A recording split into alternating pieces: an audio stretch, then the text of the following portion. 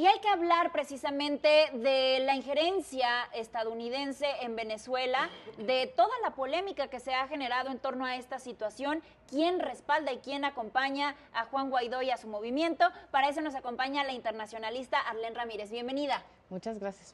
Hola, ¿cómo estás? Gracias por acompañarnos. Es importante hablar y digamos, detallar ¿cómo se está dando este proceso en el que Juan Guaidó decide autoproclamarse presidente encargado de Venezuela y de cómo la administración de Maduro se ha proclamado también ante esta situación como algo antidemocrático y está acusando de una injerencia, una interferencia de Estados Unidos en este proceso? Sí, es una situación bastante compleja, sobre todo porque desde el momento en el que se dieron las elecciones el año pasado, ¿no? Empieza a haber una resistencia a que Nicolás Maduro llegara al punto en que vimos 2019, pues de que tomara nuevamente el gobierno o el liderazgo del Poder Ejecutivo.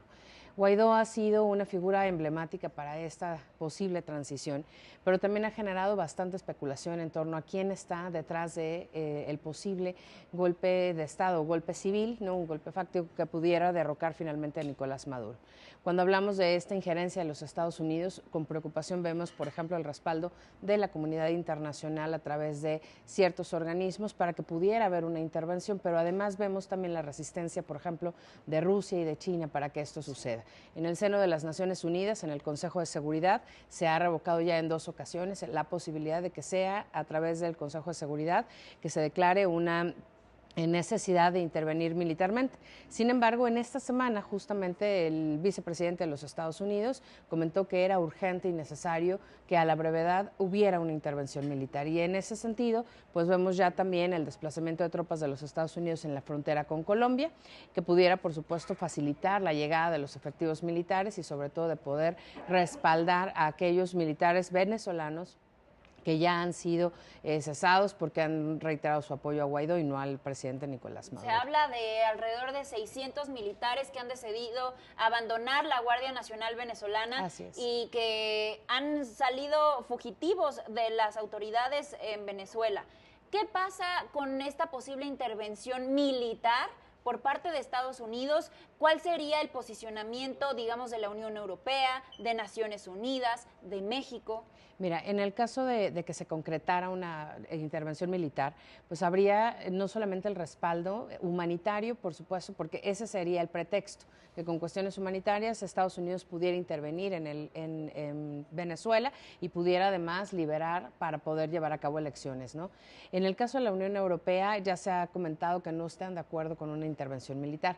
Sin embargo, hay que tener en cuenta el factor de las próximas elecciones en el 2020 y el capital que le representa políticamente al presidente Donald Trump el lograr derrocar a Nicolás Maduro bajo su gobierno, ¿no? Ese es el verdadero interés, porque Maduro lo ha acusado como el posible ladrón de las reservas petroleras de Venezuela. Claro. Sí, mira, se especula mucho sobre todo cuál es el interés de fondo de los Estados Unidos y sobre todo de Donald Trump en intervenir militarmente e intervenir para poner fin a la dictadura de Nicolás Maduro.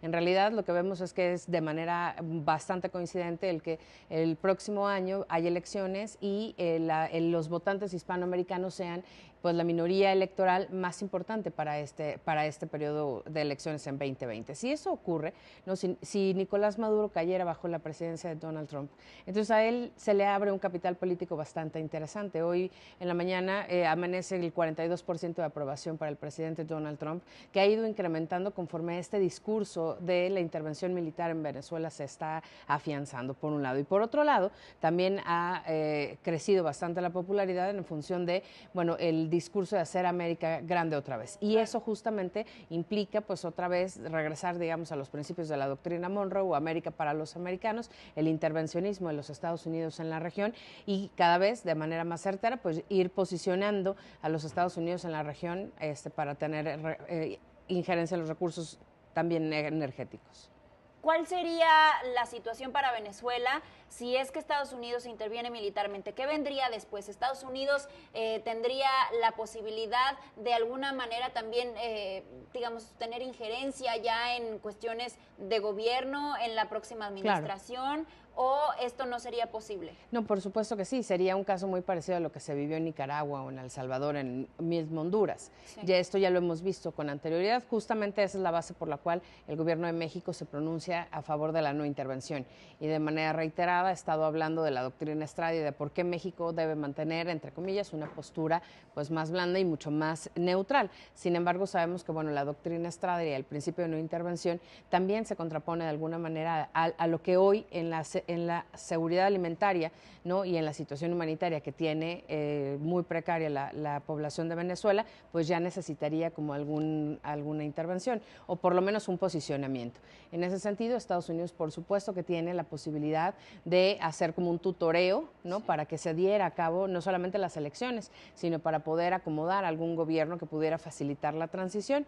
Y eso es justamente lo que se quiere evitar, ¿no? Llegar a que haya una intervención de una potencia extranjera, porque sabemos las historias de otros países de América Latina. Cuando esto ocurre, pues no han acabado en democracias consolidadas, sino en estados fallidos. Y sobre todo lo que se involucra también en el momento en el que pensamos en Rusia y en China, que son aliados de la administración Exacto. De Maduro y que en repetidas ocasiones se han manifestado también en contra de la intervención de Estados Unidos. Así es, y yo creo que la respuesta no sería nada pacífica, ¿no? Estamos viendo por ahí también otros escenarios en donde no necesariamente, por ejemplo, en el caso de la India y Pakistán, con el reciente sí. conflicto de la semana pasada, pues en donde no necesariamente la postura de China y de Rusia favorece el establecimiento de un acuerdo diplomático o de un acuerdo de paz. Al contrario, de alguna manera el bipolarismo o estas dos fuerzas que se contraponen, la de los Estados Unidos y la del bloque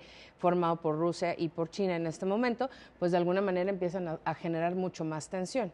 En el caso de Venezuela, ya lo ha dicho claramente Rusia, si hubiera una eventual intervención militar de los Estados Unidos, pues Rusia estaría dispuesto a apoyar al régimen de Nicolás Maduro para defender la soberanía, y eso únicamente perjudicaría más a la población venezolana claro. Y lo alejaría, por supuesto, de una ruta democrática y de una hoja pues de ruta mucho mejor trazada. Al final siempre pues son los más afectados. Así es. Los venezolanos, ¿no? El venezolano de a pie. Así es, así es. Bueno. Pues muchísimas gracias, Arlene, por acompañarnos, por explicarnos un poquito más de la situación que se vive en Venezuela, y nos vemos la próxima semana. Muchas gracias. Vamos a una pausa y volvemos con más.